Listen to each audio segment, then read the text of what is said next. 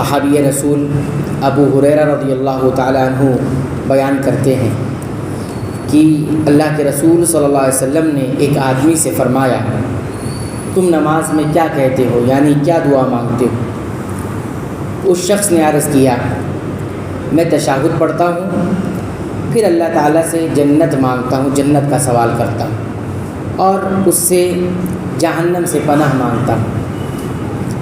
پھر آگے وہ آدمی کہتے ہیں، قسم ہے اللہ کی، مجھے آپ کی دندنت یعنی آہستہ آواز میں کی جانے والی دعا اور نہ معاذ رضی اللہ تعالیٰ عنہ کی دندنت اچھی طرح آتی ہے۔ یعنی آپ لوگ تشہد میں دعا مانگتے ہیں، یعنی رسول اکرم صلی اللہ علیہ وسلم آہستہ آہستہ دعا مانگتے ہیں، اور حضرت معاذ جب نماز پڑھاتے ہیں تو وہ بھی دعا مانگتے ہیں، تو آہستہ آہستہ بولتے ہیں، سنائی تو دیتا ہے کچھ پڑھ رہے ہیں، لیکن یہ نہیں سمجھ میں آتا کہ کیا پڑھ رہے ہیں۔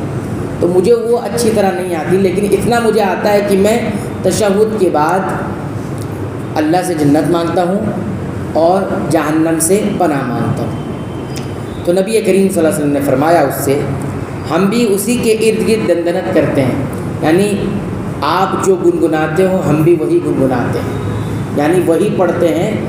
اتنی ساری دعا ہم پڑھتے ہیں، لیکن مقصود یہی ہوتا ہے کہ جنت مانگنا اور اللہ سے جہنم سے پناہ مانگنا، اللہ کی پناہ جہنم سے مانگنا۔ تو اس حدیث سے ہمیں یہ معلوم ہوا کہ تشہد میں جنت کا سوال بھی کرنا چاہیے اللہ تعالیٰ سے اور جہنم کی پناہ مانگنا چاہیے۔ کیا کہنا چاہیے؟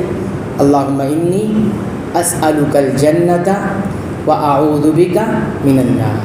بس یہ 2 جملے ہیں جس میں اے اللہ میں تجھ سے جنت مانگتا ہوں اور جہنم سے تیری پناہ چاہتا ہوں۔ اللہم انی اسألک الجنت واعوذ بک من النار، یہ اتنا جملہ کہہ دیے کافی۔ وہ صحابی کیا کہہ رہے ہیں، آپ دعا لمبی لمبی مانگتے ہیں یا بہت ساری دعائیں بڑے اچھے انداز میں مانگتے ہیں، وہ مجھے اچھی طرح نہیں آتا۔ آپ لوگ مانگتے ہیں، مجھے سنائی نہیں دیتا لیکن مانگتے ہیں۔ حضرت معاذ کو دیکھا ہوں وہ مانگتے ہیں، آپ کو دیکھا ہوں آپ مانگتے ہیں، لیکن مجھے وہ اچھی طرح آتا نہیں، لیکن اتنا ہے کہ میں جنت کا سوال اور جہنم سے پناہ مانگتا ہوں۔ اس حدیث سے ہمیں کئی ایک باتیں سیکھنے کو ملتی ہیں۔ ایک بات تو یہ سیکھنے کے لیے اور یہ معلوم ہوئی کہ نبی کریم صلی اللہ علیہ وسلم اپنے صحابہ کی تربیت بڑے گہرے انداز میں کرتے تھے، ان کی دینی تربیت، اور اسی طرح ان کی جو تربیت ہونی چاہیے کیسے کرتے تھے۔ آپ صلی اللہ علیہ وسلم خود سوال کرتے تھے، کیا پڑھتے ہو آپ کیا مانگتے ہو؟ یہ کس لیے کرتے تھے؟ تاکہ معلوم ہو کہ صحابہ کی دینی تربیت کیسے ہو رہی ہے۔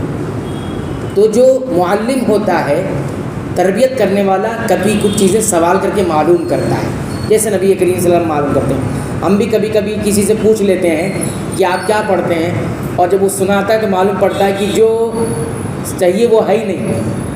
ہم نے کتنے لوگوں سے سنا تو معلوم پڑا یہ وہ پڑھ رہے جو آئے بھی نہیں۔ تو اس طرح نبی کریم صلی اللہ علیہ وسلم سکھاتے تھے، تربیت ایسی ہوتی ہے۔ تو کبھی کبھی ہمیں اپنی نمازوں کا جائزہ لینا چاہیے کہ ہم جو کچھ یاد کیے ہیں، پڑھے ہیں، سنے ہیں، وہ کسی عالم کے پاس بیٹھ کر سنا دینا چاہیے، تاکہ کچھ غلطی ہو سکتا ہے ہم غلطی کر رہے، ہو سکتا ہے وہ پڑھ رہے جو ہے ہی نہیں، ہے نا۔ تو کبھی جہل میں ایسا آتا ہے، کبھی ہم غلط یاد کر لیتے ہیں، اور کبھی کبھی ایسا بھی ہوتا ہے کہ کفر پڑھ رہے ہوتے ہیں، ہم سوچ رہے صحیح پڑھ رہے اور وہ کفر ہوتا ہے۔ ایسے بہت سارے لوگوں سے ہم نے سنا تو معلوم ہوا۔ تو نبی کریم صلی اللہ علیہ وسلم سوال کر کے پھر رہنمائی کرتے تھے کہ نہیں ایسا نہیں، ایسا کرو۔